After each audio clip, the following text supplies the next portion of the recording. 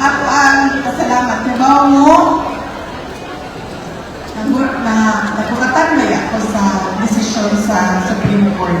Yes! Yes! Yes! God's will!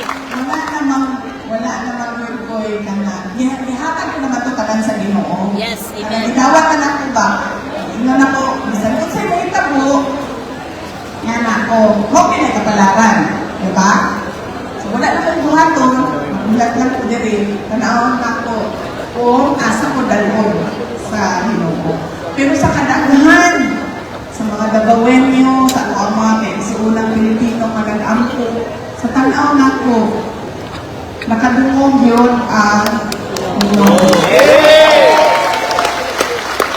Sa inyong mga panalangin. Kaman mo, bisan asa ko mo ato, naghabi din magsulti.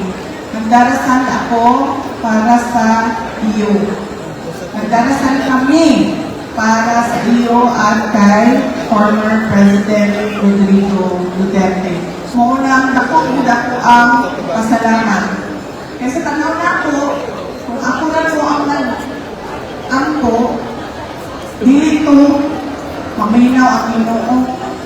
Pero sa kadaghan, sa mga nitoo, nag-ampo para sa ako ang naminaw yun ang Ginoo. And,